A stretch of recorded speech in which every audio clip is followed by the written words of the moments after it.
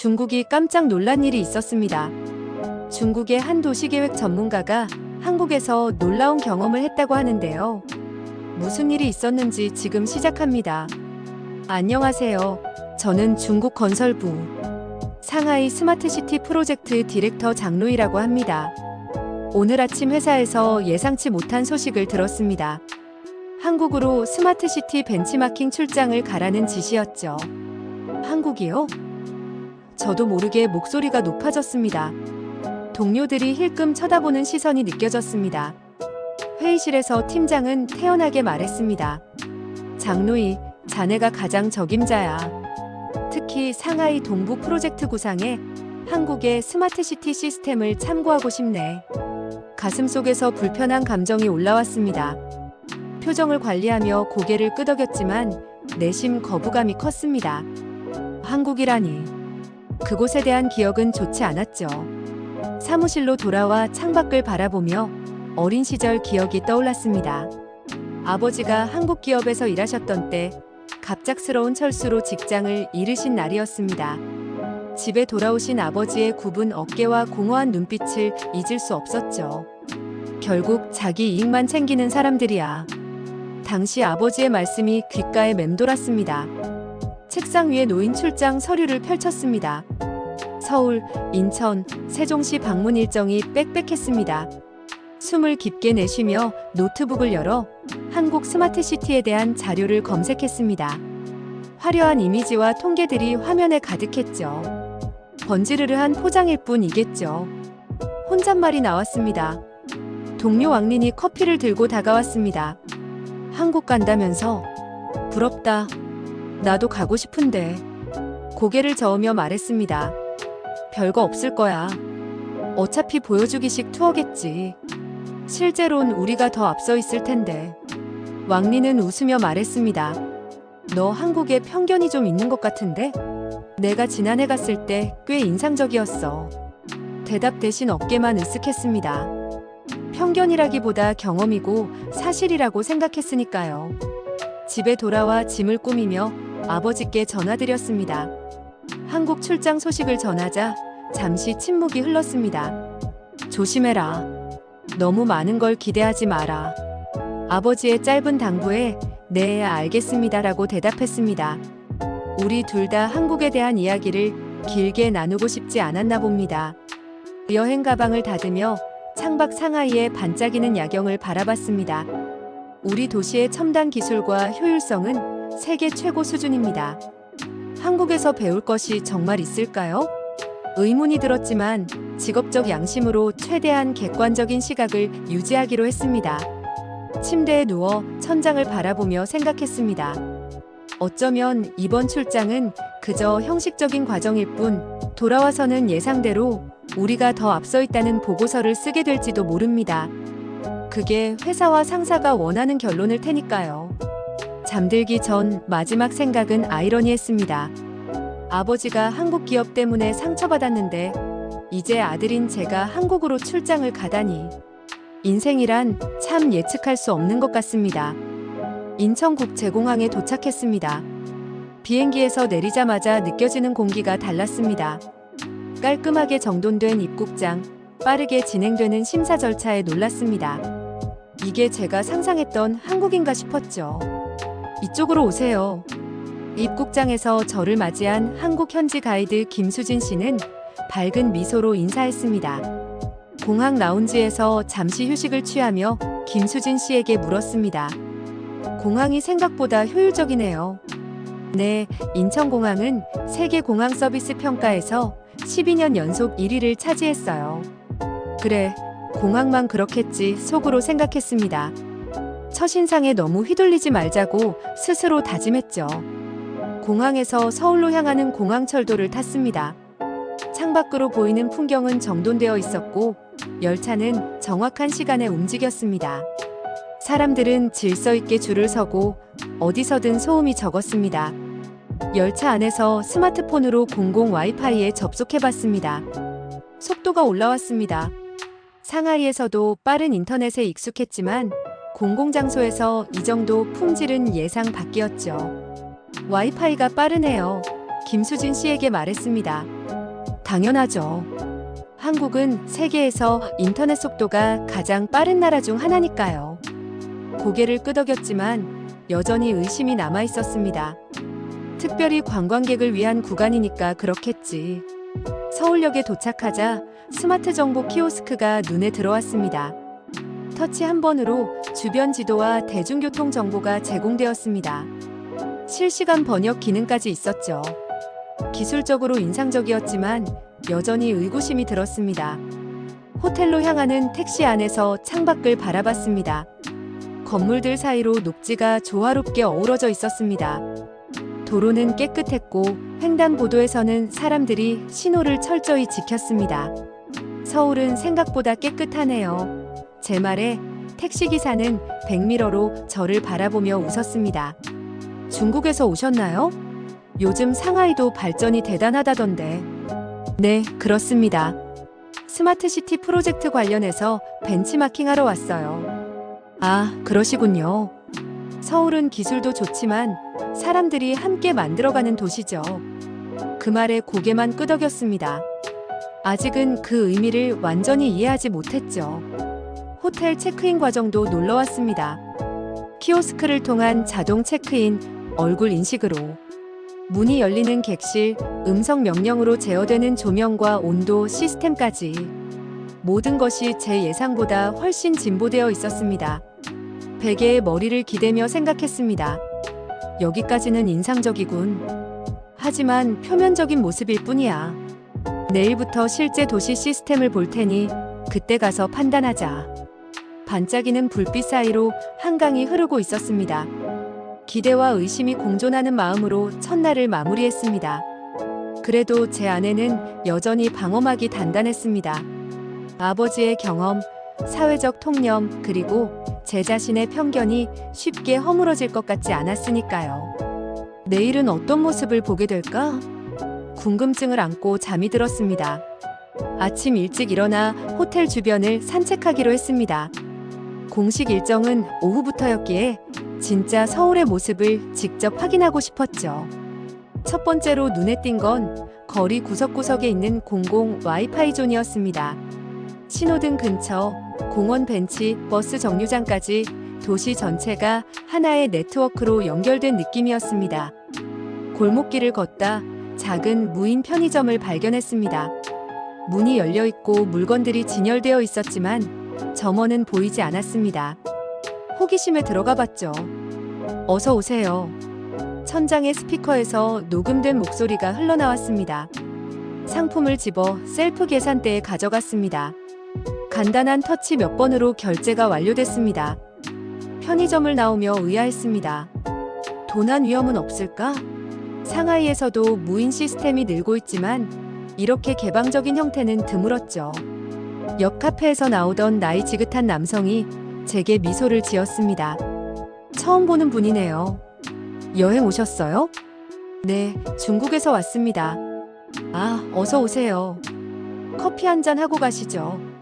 처음 보는 사람의 호의가 낯설었지만 따라 들어갔습니다. 카페 주인인 박종호 씨는 60대 후반의 따뜻한 인상을 가진 분이었습니다. 무인 편의점이 신기하게 보였나 봐요. 박종호 씨가 커피를 내려주며 물었습니다. 네, 사람이 없는데 도난은 없나요? 그가 웃었습니다. 가끔 있죠. 하지만 대부분의 사람들은 정직하게 계산합니다. 서로 믿으니까 가능한 거예요. 이 말이 제 마음에 깊이 남았습니다. 서로 믿으니까 가능한 거예요. 상하이에서는 어떨까 생각해봤습니다. 박종호 씨는 계속 이야기했습니다. 기술이 발전해도 결국 사람이 중요해요. 아무리 좋은 시스템도 사람들이 신뢰하지 않으면 의미가 없죠. 커피를 마시며 창밖을 바라봤습니다. 출근하는 사람들이 질서 있게 버스를 기다리고 있었고 자전거 공유 시스템을 이용하는 시민들도 보였습니다. 여기 사람들은 공공 자전거도 함부로 다루지 않나요? 물론 가끔 문제가 있긴 하죠. 하지만 대부분은 다음 사용자를 배려합니다.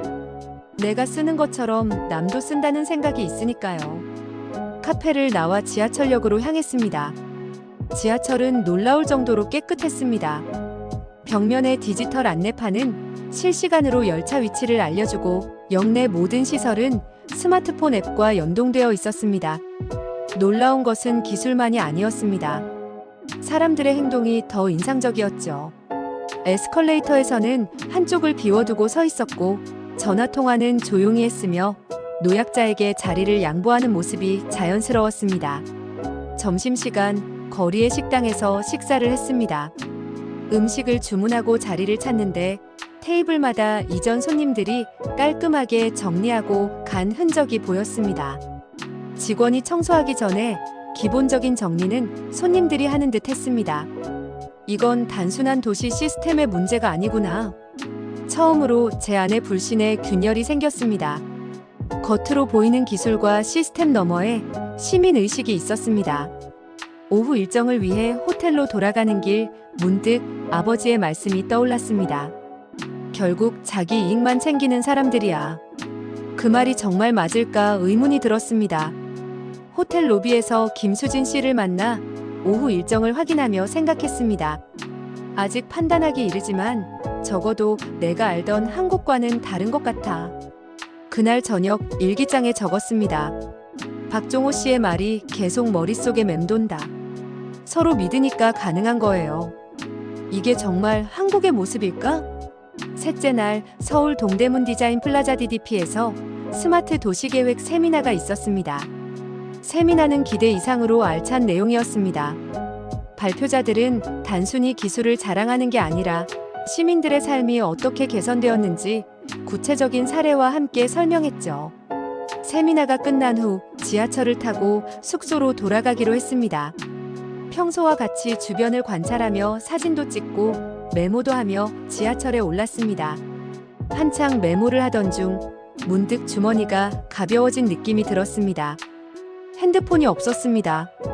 가방을 뒤져봐도 주머니를 다시 확인해봐도 보이지 않았죠. 아, 이런.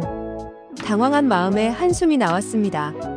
핸드폰에는 중요한 업무 자료와 개인정보가 가득했고 출장 중에 분실하니 더욱 난감했습니다. 옆자리 승객이 제 모습을 보더니 말을 걸었습니다. 무슨 일 있으세요? 핸드폰을 잃어버린 것 같아요. 제 서툰 한국어에 승객은 곧바로 알아차렸습니다. 외국인이시군요. 어디서 마지막으로 보셨어요? 아마도 이전 역. 아니면 이 열차에서. 그 승객은 즉시 주변 사람들에게 제 상황을 설명했습니다. 놀랍게도 주변 승객들이 모두 자리에서 일어나 바닥과 의자 사이를 살펴보기 시작했습니다. 여기 아닌데요. 이쪽도 없네요.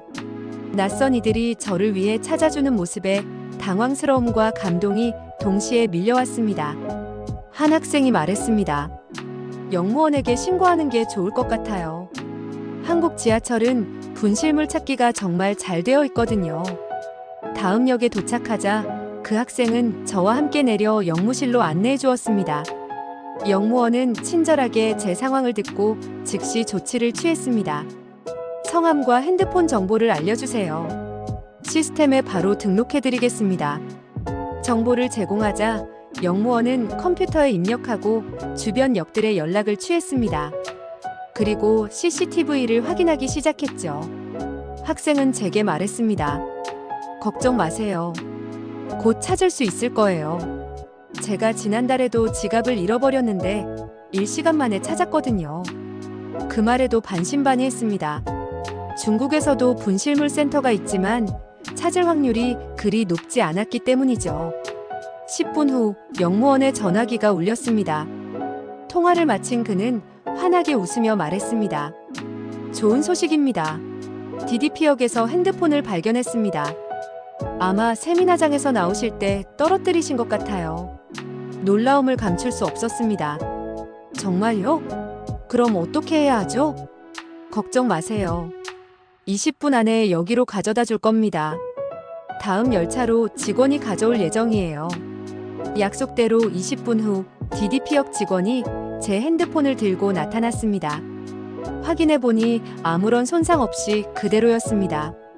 정말 감사합니다. 이걸 어떻게 그렇게 빨리 찾으셨어요? 역무원이 웃으며 대답했습니다. 시민분이 역 안내 데스크에 바로 맡겨주셨어요. 그리고 저희는 분실물 시스템이 전 노선에 연결되어 있어서 빠르게 확인할 수 있습니다. 도움을 준 학생에게도 진심으로 감사 인사를 건넜습니다. 그는 쑥스러운 듯 말했습니다. 별 말씀을요. 당연한 일인걸요. 좋은 출장 되세요. 숙소로 돌아오는 길, 오늘 경험한 일들이 머릿속을 맴돌았습니다. 낯선 이들의 도움, 효율적인 시스템, 그리고 무엇보다 그 모든 것을 가능케 한 시민의식. 이건 단순히 좋은 기술이나 시스템만으로는 설명할 수 없는 무언가였습니다. 생각해보니 이것이 바로 박종호 씨가 말한 서로 믿는 사회의 모습이었습니다. 시스템은 기술적으로 뛰어났지만 그것을 움직이는 것은 결국 사람들이었습니다. 서로를 배려하고 공동체를 위해 작은 책임을 다하는 시민의식이 도시 전체를 움직이고 있었죠. 숙소 침대에 누워 천장을 바라보며 생각했습니다. 이런 공동체 정신이 스마트시티의 핵심일까? 처음으로 한국에 대한 제 고정관념이 크게 흔들리기 시작했습니다. 넷째 날 드디어 한국 스마트시티 총괄 매니저인 장명수 씨를 만나는 날이었습니다.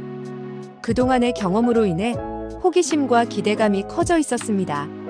회의실에 들어서자 장명수 씨가 먼저 다가와 반갑게 악수를 청했습니다. 55세 정도로 보이는 그의 눈빛은 따뜻하면서도 날카로웠습니다. 장노희 씨 반갑습니다. 상하이에서 오셨다고 들었습니다. 네, 만나서 반가워요. 벤치마킹 출장으로 왔습니다. 회의가 시작되고 장명수 씨는 프레젠테이션을 통해 한국의 스마트시티 전략과 사례들을 소개했습니다. 기술적 내용은 제가 예상했던 대로였지만 그의 접근 방식이 특별했습니다. 우리가 가장 중요하게 생각하는 것은 기술이 아닙니다. 장명수 씨의 말에 고개를 들었습니다. 도시는 기술이 아니라 사람을 위해 존재해야 합니다. 이 말이 제 마음에 깊이 와닿았습니다. 지난 며칠간 경험한 것들과 정확히 일치했기 때문이죠. 많은 나라들이 스마트시티 구축에서 기술 자체에 집중합니다. 더 빠른 인터넷, 더 많은 센서, 더 화려한 앱. 하지만 그것들이 시민의 삶을 실질적으로 개선하지 않는다면 무슨 의미가 있을까요? 그의 말을 들으며 제 노트북에 빠르게 메모했습니다. 이것은 제가 상하이에서 들어온 접근법과는 달랐습니다. 우리는 주로 효율성과 속도, 규모에 초점을 맞췄었죠. 예를 들어, 우리는 노인분들을 위한 스마트홈 시스템을 개발했습니다. 기술적으로는 단순하지만 노인분들의 실제 필요에 맞춰 설계했죠. 음성 인식은 방언도 이해하고 글자 크기는 시력이 약한 분들도 볼 수 있게 했습니다. 장명수 씨는 계속해서 시민 참여형 도시 계획, 취약계층을 위한 기술 접근성 향상, 환경 지속 가능성을 고려한 에너지 관리 시스템 등 다양한 사례를 소개했습니다. 질문 시간에 손을 들었습니다. 이런 사용자 중심 접근법이 효율성이나 경제성과 충돌할 때는 어떻게 하시나요? 장명수 씨는 미소를 지으며 대답했습니다. 좋은 질문입니다. 단기적으로는 충돌할 수 있습니다. 하지만 장기적으로 보면 시민들이 실제로 사용하고 만족하는 시스템이 더 지속 가능하고 결국 더 효율적입니다. 점심시간, 장명수 씨가 저를 인근 한식당으로 초대했습니다. 편안한 분위기에서 대화를 나누며 그의 철학을 더 깊이 이해할 수 있었습니다. 장노희 씨, 상하이의 스마트시티 프로젝트는 어떤 방향으로 진행되고 있나요? 솔직하게 대답했습니다. 속도와 규모에 초점을 맞추고 있습니다. 최첨단 기술을 적용해 세계에서 가장 효율적인 도시를 만드는 것이 목표죠. 장명수 씨는 고개를 끄덕이며 잠시 생각에 잠겼습니다. 효율성도 중요합니다. 하지만 제가 20년 도시계획을 하며 배운 것은 결국 도시의 성공은 숫자가 아니라 사람의 행복으로 측정된다는 점이죠. 식사를 마치고 오후 세션이 시작되기 전 장명수 씨가 창가로 저를 안내했습니다. 창밖으로는 작은 공원이 보였고 아이들이 뛰어놀고 노인들이 담소를 나누는 모습이 보였습니다. 저기 보이는 공원은 처음엔 대형 쇼핑몰이 들어설 예정이었습니다. 경제적으로는 분명 이득이었죠. 하지만 주민들의 의견을 수렴했더니 그들은 휴식 공간을 원했습니다. 결과적으로 어땠나요? 제가 물었습니다. 처음엔 반대 의견도 많았습니다. 하지만 지금은 이 지역 주민들의 삶의 질이 크게 향상됐고 주변 상권도 자연스럽게 활성화되었습니다. 사람 중심의 결정이 결국 경제적으로도 이득이 된 거죠. 오후 세션에서 장명수 씨는 한국의 도시 재생 프로젝트에 대해 설명했습니다.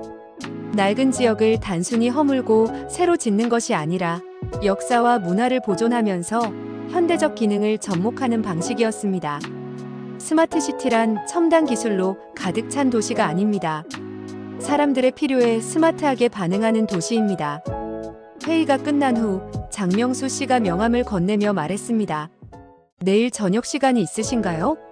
함께 식사하며 좀 더 편안한 분위기에서 이야기를 나눠봤으면 합니다. 초대에 기꺼이 수락했습니다. 업무적 관계에서 벗어나 더 깊은 대화를 나눌 수 있는 기회라고 생각했죠. 다음 날 저녁, 이명수 씨와의 약속 시간이 되어 한강이 내려다 보이는 레스토랑에 도착했습니다. 그는 이미 창가 자리에서 저를 기다리고 있었습니다.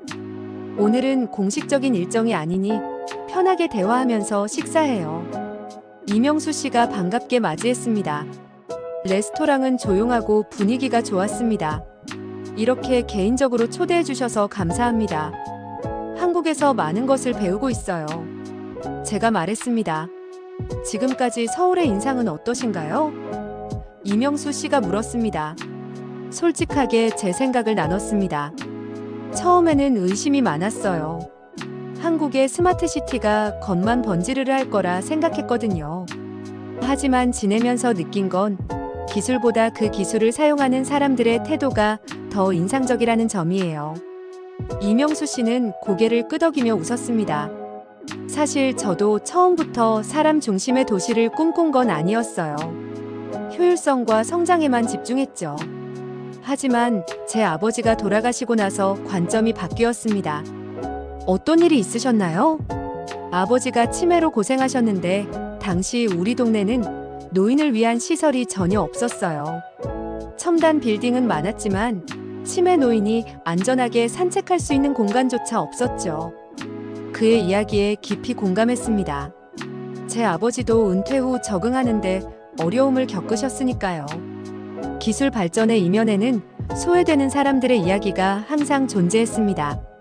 그래서 도시계획에서 가장 약한 사람들을 먼저 생각하게 됐습니다.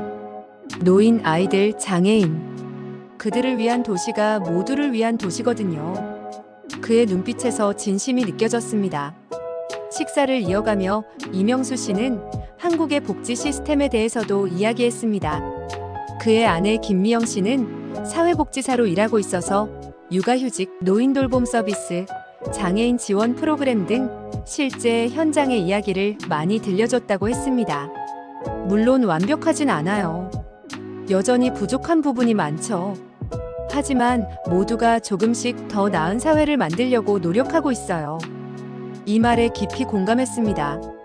어떤 시스템도 완벽할 수는 없지만 중요한 것은 더 나은 방향으로 함께 나아가려는 의지가 아닐까 싶었습니다.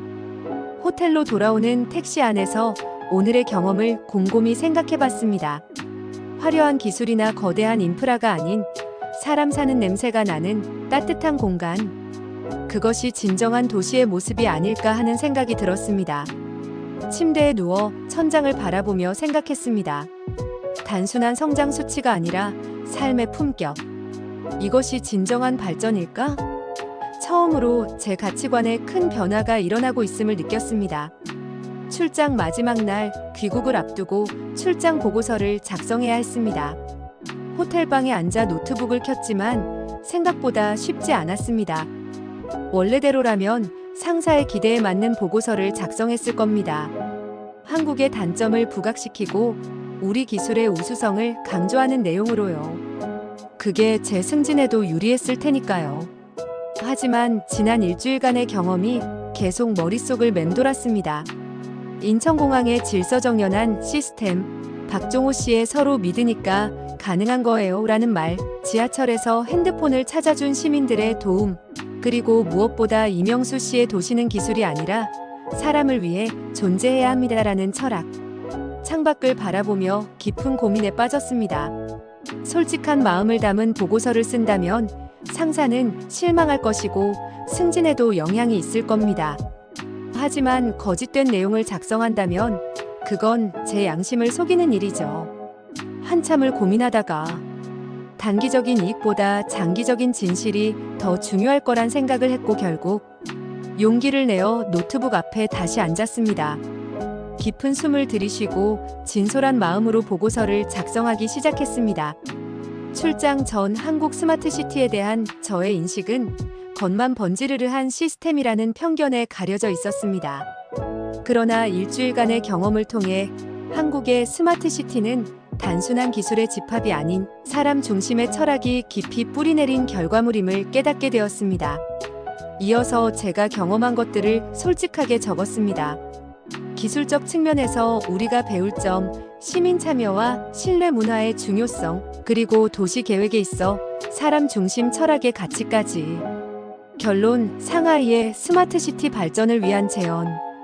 우리는 기술력에서는 앞서 있을지 모르나 사람 중심 철학과 시민 참여 문화에서는 배울 점이 많습니다. 진정한 스마트시티는 첨단 기술만으로 이루어지는 것이 아니라 그 기술을 효과적으로 활용하는 시민의식과 신뢰 문화가 바탕이 되어야 합니다. 따라서 향후 우리의 프로젝트에서는 기술 개발과 함께 시민 참여 확대, 취약계층을 고려한 디자인, 그리고 공동체 정신을 강화하는 방안이 함께 고려되어야 할 것입니다. 보고서를 완성하고 다시 읽어보았습니다. 이것은 상사가 기대했던 내용과는 분명히 달랐습니다. 하지만 제가 경험한 진실이었고 앞으로 우리 도시 발전의 진정으로 필요한 방향이라고 믿었습니다. 결심을 하고 보내기 버튼을 눌렀습니다. 어떤 결과가 오든 적어도 제 양심에는 거짓말하지 않았다는 안도감이 찾아왔습니다. 상하이로 돌아온 지 일주일이 지났습니다. 출장 보고서에 대한 상사의 반응은 예상대로 썩 좋지 않았습니다. 상사는 고개를 절레절레 흔들었지만 더 이상의 질책은 없었습니다. 대신 저는 당분간 중요 프로젝트에서 제외되었고 승진 가능성도 희박해 보였습니다. 그럼에도 후회는 없었습니다. 오히려 새로운 시각으로 우리 도시를 바라보기 시작했죠. 출퇴근길에 사람들의 표정, 공공장소의 분위기, 이웃 간의 소통 방식을 눈여겨보게 되었습니다.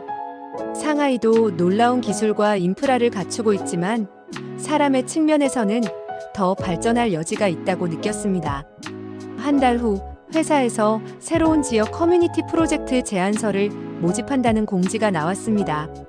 망설임 없이 지원했고 제 아이디어를 준비했습니다. 사람 중심의 스마트 커뮤니티 기술과 신뢰가 만나는 공간. 발표 당일 회의실에는 여러 임원들이 앉아 있었습니다. 제 차례가 되자 한국에서의 경험을 바탕으로 새로운 접근법을 제안했습니다. 우리는 그동안 얼마나 빠른가, 얼마나 첨단인가에 집중해왔습니다. 이제는 누구를 위한 것인가, 어떤 삶의 질을 만들어내는가를 고민해야 할 때입니다. 놀랍게도 제 발표가 끝난 후 임원들의 반응은 생각보다 긍정적이었습니다. 특히 최고 기술 책임자 CTO가 큰 관심을 보였습니다. 장르의 접근법이 신선하군요. 우리도 기술 그 자체보다 사용자 경험에 더 초점을 맞출 필요가 있습니다. 이틀 후 저는 새 프로젝트의 책임자로 임명되었습니다. 상하이 동부의 공동체 친화적 스마트 커뮤니티 조성 프로젝트였죠. 이명수 씨에게 이 소식을 이메일로 전했고 그는 진심 어린 축하와 함께 조언을 보내주었습니다. 6개월 후 우리의 프로젝트는 초기 단계지만 이미 좋은 평가를 받고 있습니다. 특히 주민 참여율이 기존 프로젝트들보다 훨씬 높았습니다. 사람들이 자신들의 의견이 반영되는 것을 보고 더 적극적으로 참여하게 된 거죠. 아파트 베란다에서 상하이의 야경을 바라보며 생각했습니다. 한국 출장 전에 저와 지금의 제가 얼마나 달라졌는지, 그리고 그 변화가 제 주변에 어떤 파장을 일으키고 있는지. 불과 몇 개월 전만 해도 상상할 수 없었던 변화입니다. 진정한 발전이 무엇인지 이제는 알 것 같아요. 진짜 발전은 숫자가 아니라 사람을 남기는 것이죠. 그날 밤 저는 일기에 적었습니다. 한 번의 여행이 내 인생을 바꿨다. 편견의 벽을 허물고 새로운 시각을 얻었다. 이제 저는 단순한 기술자가 아니라 사람들의 삶을 더 나은 방향으로 변화시키는 일을 해야겠다는 결심을 하게 되었습니다. 그것이 진정한 미래 스마트 시티의 모습일 것입니다. 지금까지 긴 시간 시청해주셔서 감사합니다.